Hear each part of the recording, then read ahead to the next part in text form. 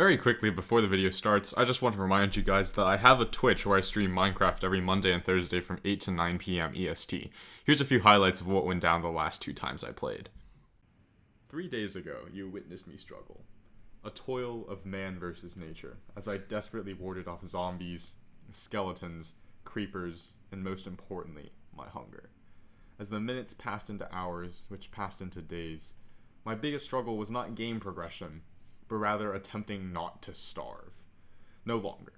No longer shall I be held hostage by my own gut. No longer shall the fickle whims of my stomach domineer over my human desires. No more. I, comrades, have ascended. I have acquired not just food, but enlightenment. Behold! Kelp Man! Yeah, so, I spent an absurdly long amount of time collecting kelp. As you can see, this isn't even half of it, right? Because it's the first time we've updated our router in 10 years, right? So, it was overdue. But $500 for Wi-Fi 6. Ooh, not good.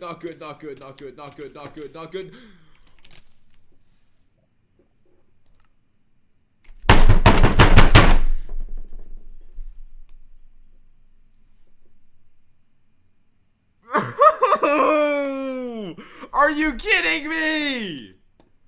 Are you kidding me?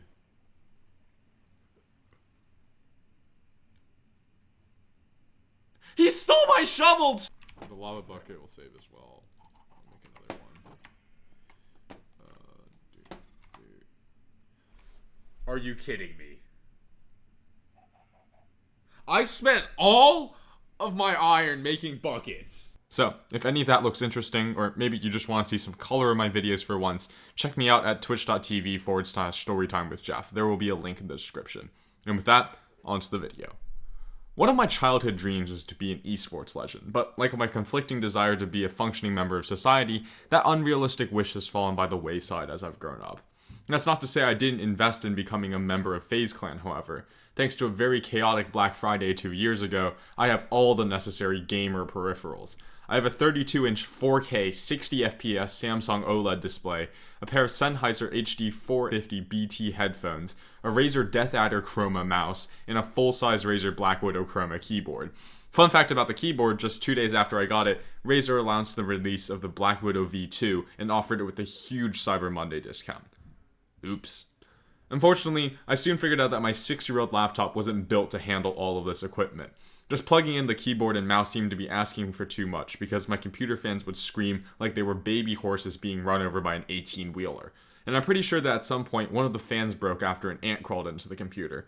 Maybe it was attracted to the Dorito crumbs around it that are a mandatory part of being a pro gamer, or maybe it just had a death wish, because the second it entered my computer, it was instantly annihilated by the star-like temperatures my CPU reaches trying to run World of Tanks.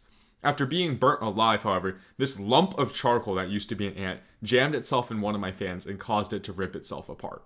I only noticed that something was wrong at this point when my computer shook a little bit and spat out a bunch of plastic fan fins along with an ant corpse like it was some sort of cursed vending machine. Either way, it looked like I'd probably wasted all the money I'd spent on peripherals considering my computer couldn't run it, but I guess in the grand scheme of things, it wasn't that big of a waste of money if you consider how dumb I am and think about how much money the government wasted schooling me. So, instead of gaming on my computer as part of the glorious PC master race that I forever sought to be a part of, I've resorted to the lowliest pursuit of any gamer: mobile gaming. But I'm no Karen posting her Candy Crush updates on Facebook 6 times a day. No, even though I may be constrained to the lowest rung of a gaming society, that's not going to stop me from sweating as hard as I possibly can. Like any good esports gamer, I have a main game, and if you look at my phone's battery usage, you'll quickly see that that main game, with more than 1,000 hours dumped into it over just 1 year, is Call of Duty Mobile. So far, I've managed to waste my time maxing out my character to level 150, memorizing the layout of every single multiplayer map as well as the BR map, unlocking 609 pieces of cosmetic gear, and dropping 8 nukes on 12-year-old Timmys just trying to have some fun. Some people have genuine hobbies like practicing an instrument or playing sports.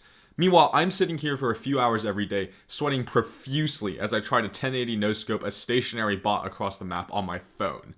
It's taken me a while, but I think I've come to accept the fact that I'm actually a competitive COD mobile player. And not just in the sense that I play in the official tournaments and ranked matches, curb stomping my way through crowds of children. My unbridled rage leaches through the screen and into real life.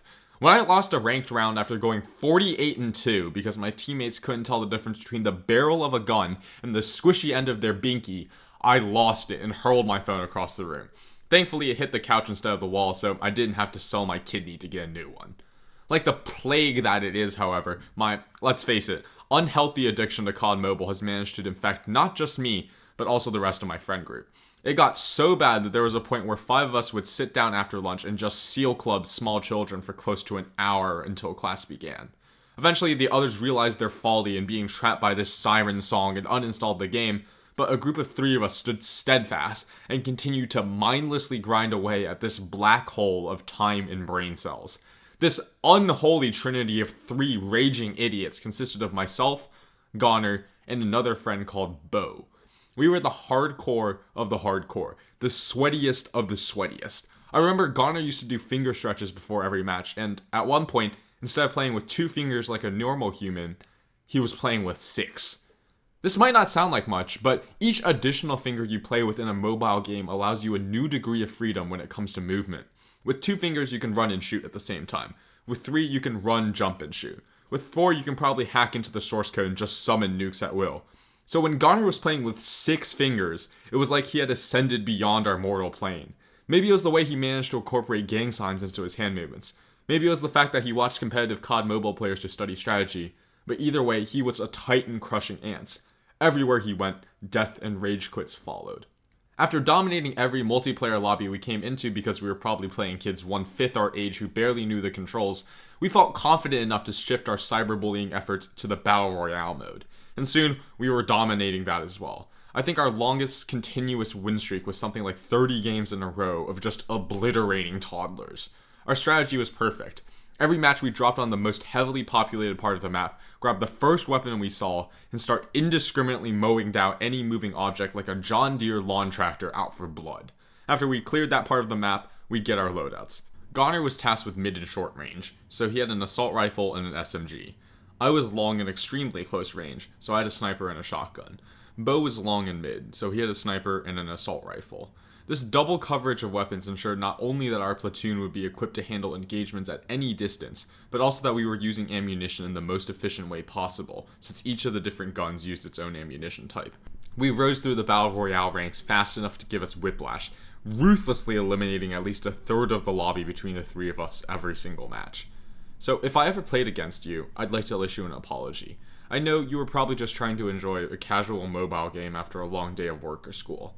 And in come the 3 of us, fully kitted out in our limited edition skins, dropping a smoke screen, throwing an entire helicopter at you, and whacking you to death with the blunt end of a rusty kitchen knife in the ensuing chaos. That was the old me, and I'm now a changed man. So, next time I see you, I'll do the exact same thing, but add in a sick triple backflip. Here's my account, by the way, if you want to add me as a friend. I don't sweat as much nowadays, what with having to make videos and prepare for college, but LBoomer420 is always up for the occasional cyberbullying session. Pup match. Hey guys, this is Jeff from the editing desk here with a bit of an addendum. So this video was recorded and produced ahead of time, which means that it happened before the tragic events of August 4th in Beirut, Lebanon, in which a warehouse in the port exploded and flattened what looked like 10 to 20 city blocks instantly and killed at least 135 people at the time of recording. It was a tragedy the likes of which I don't think I've ever seen in my lifetime. And needless to say, the people of Beirut and the people of Lebanon are hurting. So I've included links to the Lebanese Red Cross and Impact Lebanon, which is a UK-based nonprofit helping out with Lebanese relief efforts, as well as some other NGOs I know that are involved in helping out with relief. If you guys could donate to that and spread awareness of what happened, that would be great. As for me, I know that it's probably not much, but all of the ad revenue that's coming from this video is going straight to Impact Lebanon to help with relief efforts there and to help people, the people of Beirut, get back on their feet. Proof of my donation will be on my Instagram at the end of next week. So, yeah. Stay safe out there, guys, and prayers for Lebanon.